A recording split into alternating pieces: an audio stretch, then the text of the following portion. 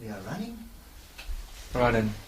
The first thing I heard that you were surprised when you heard that Rapido wanted to speak to you. Is that true? Surprised? Yeah. Excited, because it's one of our favorite television shows whenever we come into the UK. That's good to hear. It's part of the jet lag ordeal. Yeah, So it always seems to be on the night that we get into town. And you can't sleep, and it's pretty much the only thing worth watching. So. And you know, we're like watching international snooker. It's better than snooker. And then Rapido comes on, and we jump up and down. Yeah, Rapido, Rapido. Is there anything like that could compare in America that talks about music? Ed Sullivan Show, American Bandstand, MTV. There's nothing that has the variety of Rapido and the quality. Alright, so first reason why I wanted to film you in a hotel room is that because that's your home for most of the year. Well, a lot of the time, this is your home, yeah? Mm-hmm. That's the reason why I wanted to be here, really. Well then, I think I'll just Pull up your pillow and go to sleep. Good night. Good night.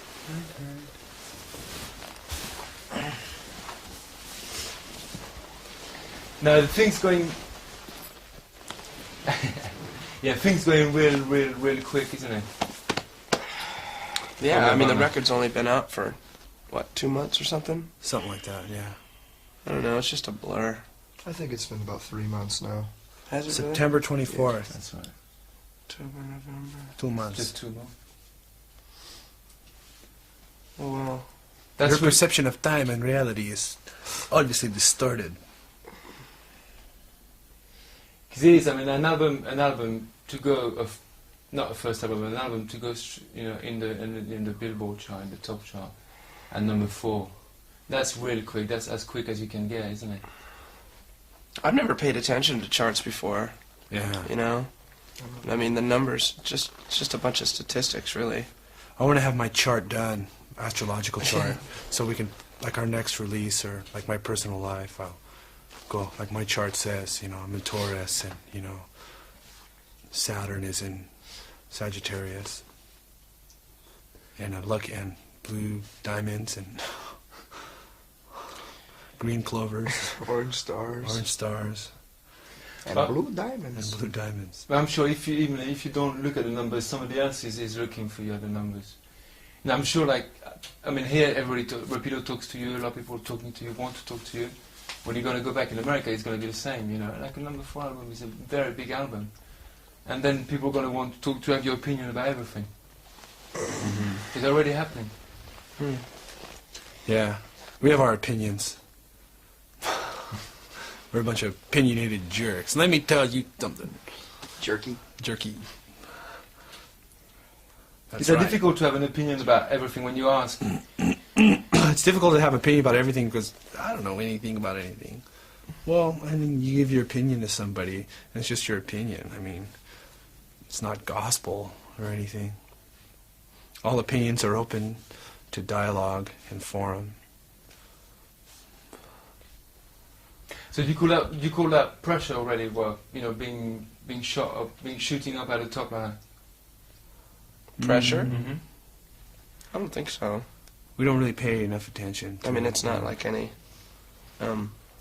We don't feel responsible to go out and try twice as hard, Yeah. I mean, it happened. We've been doing what we're doing. And if it goes up to number -12 on the chart, then past number whatever, one. past number 1 to -12. It's no big deal, really. Okay, you're bored about the conversation about exposure and pressure and... No, I'm sick. I'm sick. Well, you called the English flu or something. Touch me, I'm thick. You can fry a head of egg on that forehead. Fry a head on that egg. That's right. You ain't got a 4 head, you got an 8 head. Magic 8-ball head. We'll just turn it up and down. That's how we plan our destiny, was with that magic 8-ball. You turn it around. It says, try again. Comes out and it says, yes. Yes. Yes. No. And Go die. do you think when you're going to go back to the States, when are you going to go back to America? About 2 weeks. December 15th. Uh-huh. And then we go on tour for another 5 days, then we have a month off, then we go to Australia, New Zealand, Hawaii, Japan, Hawaii. Southeast Asia, and then we're home for a little while. It's crazy because like in France, you know, like nobody was, for example, where the program comes from, where I come from, nobody was really talking about you before, and then suddenly it's like album of the year, you know, like get them on TV, you know, it's like all the magazines want a piece of the action. It's just, that's what I'm saying. I asked the first question. It goes really quick. It's very bandwagon-esque. If I may plug another band that I totally love. When you played European countries, and I don't know if you talk to people, but if you watch their reactions or whatever, what has been the main difference between your American crowd and the European crowd? Probably the diets that the people... I don't know. I've sort of found that the language is sort of different. I mean, it's all this. People have the same reactions. You know what I mean? I guess we all came from a common ancestor, like Adam and Eve. Adam and Eve, right? Creationist Adam and Eve, evolutionist, humanoid-type creatures came out of Africa and populated the Earth and adapted to their climates. But I think there's a million similarities and there are dissimilarities, and I think people's reaction to music is a very big similarity, whether it be on the continent, be it the UK or be in U.S. In the West, you know, if you go to the East or if you go to like Cambodia or something, they wouldn't know what to think of you because they really haven't been exposed. But in the West, rock and roll has been a major cultural thing for the last 30 years, so it's pretty much the same reaction. Is it also because your music seems to be based on instinct, and then people can share that? Yeah, Sure. It wouldn't matter if we were speaking in tongues. Yeah, right It's a on. universal language. It's a universal language. And those are like worn out cliches, you know. Rock and roll is a universal language, brother, you know. But to some extent that's true. I mean, it's people just, you get a lot of people in the same room, you get good groove happening and people really react. It's a great thing. But it's something else. I don't know, again, you tell me in America, but in England or in France, it's like quite recently that it's kind of cool to like rock again. A lot of people kind of walked out of rock for a long time. Oh, boy. And they wore black clothes and, you know, it just, if that's the case, I mean, music isn't a fashion accessory. Just a lot of people it is, I know, but to us it isn't, you know. I'm into industrial dance now, you know. So what they do, they go to the pawn shop and sell all their CDs. Not records, but CDs. Because records are out. Maybe it's also because guys like you maybe like give quite a good name to rock. If rock and roll deserves a good name, it does. It does. And I think, you know, probably You know, quite Bon Jovi gives love a bad name. God gave rock and roll to you. God gave rock and roll to you. You've got a gift. It's called rock and roll. Rock and roll's paid for a lot of facelifts and hair transplants. I know. There's one thing that I've learned about rock and roll by being in this business for 5 or 6 years would be to use your illusion. 1 and 2. It depends what illusion it is. Life is full of illusions. And here's my lovely magic. wife. It's magic. Magic. And I mean,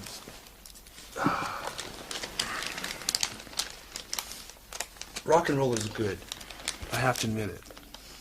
It's got me through some rough times. The only It's thing got rock and roll has ever given me is a hearing impairment. Did you hear the story that your wife, Shelley, said today about her About the cousin. girl? That little Oh. girl. The girl. She's the total Check this typical out. girl.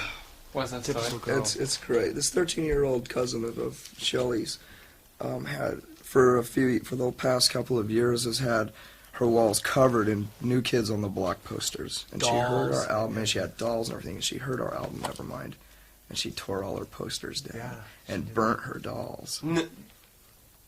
Yeah. Really? You should know Set them on Stacy. fire. Stacy's like a little brat, like, you know. Now it's like, I hate New Kids on the Block. And she's a Oh, terror. man. She's a terror. And She's smoking cigarettes. She's got a tattoo. Yeah. that's right. She just takes the car now. You know, she's Right. not even old enough to drive. She's just up, zipping Cranking our up and music down. as loud as she can. Driving up and down, drunk, Drink hurting again. people. This cop pulled her over. She just went, smacked, knocked She's him only out. 13. She's only 13. That's right. It's never mind the attitude of a lot of people in the US to start with. Sure. I'm talking about the word here, you know, like Yeah, it is. It's too bad. It's too bad that's the way. But see, people, they have to. Use their They illusion. make priorities, you know. And a lot of times, a priority is a car in your driveway, or whatever material objects you have, and it's all a bunch of junk. Trinkets and baubles. Trinkets, yeah. Look at this shiny stone, you know. Why is this any more? That's a Ming Voss to me. I know. I This need could it. this could be. I mean, Elizabeth Taylor should wear that on her finger. I mean, what's the difference? Can I have a driver's license? Yeah. without making it like sweeping statement or generalization. The people of your age, you're seeing them changing, because I don't know the youth of America. I don't know what's Kids are a happening in lot their head. smarter. That's a good now. record. Kids by the are a way. lot smarter, I'm totally convinced. The average A lot 18-year-old smarter? is a lot smarter than they were when I was an 18-year-old. You think so? I'm convinced. In I what way? sort of wonder. What kind of smartness? They're just more aware. They're more jaded and cynical. They're more aware of injustice. They've learned from their parents' mistakes. American youth have had it all on a silver platter. They've been eating ice cream out of a bowl this big. But now You that know, bowl and then what is is filled it? with But now crack. there are no such thing as Farrell's ice Yeah, cream Farrell's parlors. is gone. Because now No Farrell's more is a crack Shakey's. house. Dippy waiters and waitresses singing you happy birthday off key. You ever had one of those zoos? A zoo? Oh Did you yeah. ever have a zoo? It was like 32 different kinds of ice cream, or 16 or something like that. Oh, I thought of another idea for the video. Sea monkeys floating around in the video. Wouldn't that be neat? Wow. That's a Brian funny one Schrick. because, you know, when you talk about cynicism, I mean, this side of the water, being a cynic is not particularly a good thing. I mean, it is the opposite. No, it's not, but it's a fine defense mechanism. And that doesn't necessarily mean that people are avoiding necessary topics and things that really matter. It just means that they're aware of things. How many times do the people have to learn the same lesson? You know, Well, not everything should be common sense anyway. right? Instead of reactionaryism, nationalism. So that stuff's like easy. There's one band I want to talk about. Do you think a band like R.E.M. open up the doors, commercial doors, for a band like you to come in and have a commercial success? A little bit. I think every band that's kind of It just goes down the line. cracked it a little bit, cracked the door open. Whether it's Sonic Youth, Yeah, Sonic Youth. Or Jane's Addiction, they did it. I've always thought of REM as a commercial band in the first place. They just happen to be a good, passionate commercial band. And there have always been good, passionate bands in rock and roll throughout the history. It's up to fans and people involved in the music industry to make sure that it doesn't get as stale and as bad as it has within the last 10 years. Especially in the Reagan era. Yeah. Did I roll that too tight? Sorry. Looks like it. I think I Yeah. did. No, Yeah, because I it's mean, too you know, tight. like from the don't know if the word is right, but from the traditional band, the affiliation of band that you're coming up with, you talk about, you know, the youth, the Askedoos, people like that. You're the first one to put the door open. Yeah. It seems like the mainstream is very consistent in like blandness, being bland, like bland, boring TV shows, bland, boring bands, bland, boring blockbuster movies.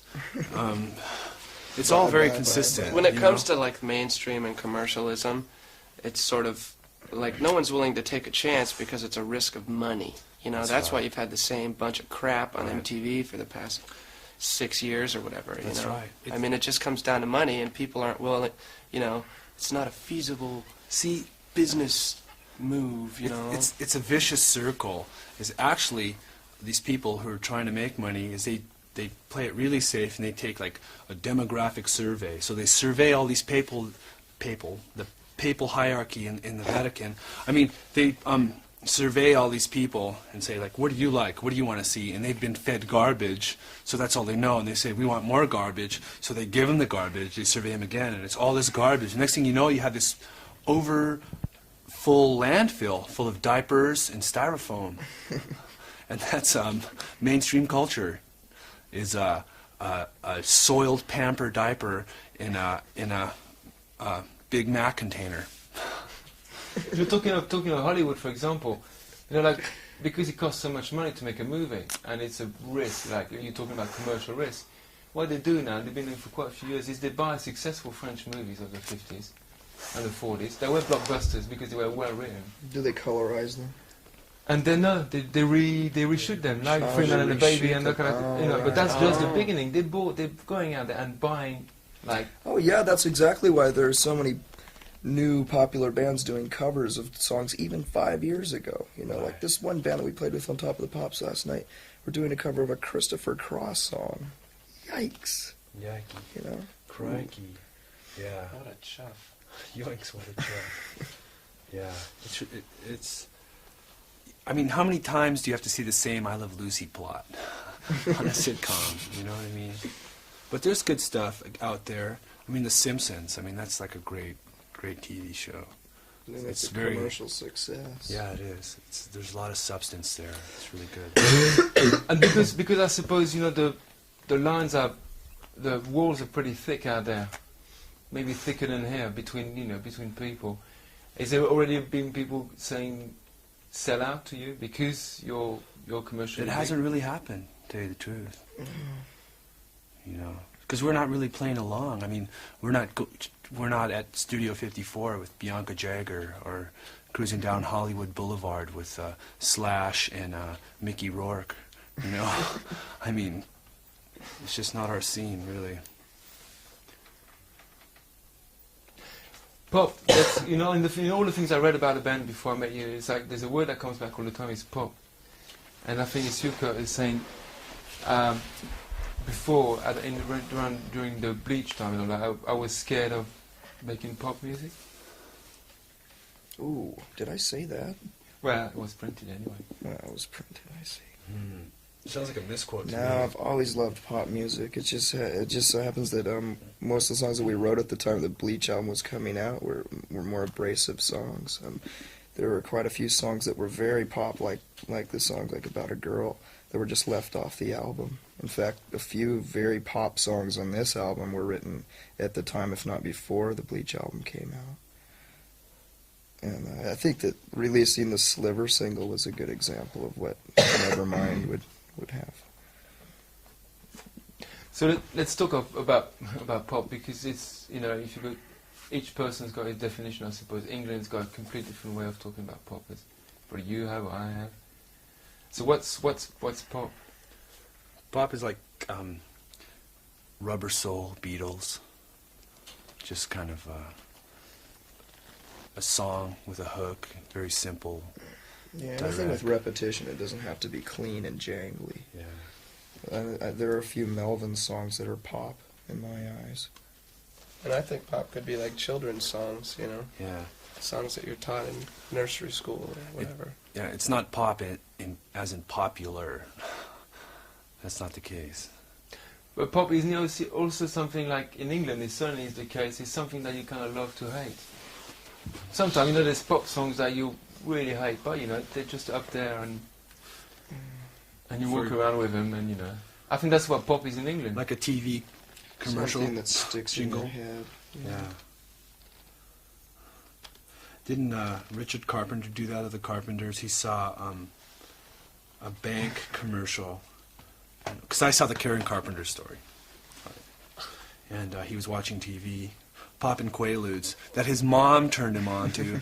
Here, Richard, That's pop. they're Quaaludes. They'll calm you down. So he's popping Quaaludes, sweating, and he saw this TV commercial for a bank. And the theme goes, "We've only just begun." And he goes, "That's a hit." So he got on the horn to Herb Alpert and buy the copyright to that song. And then they had a million-seller hit.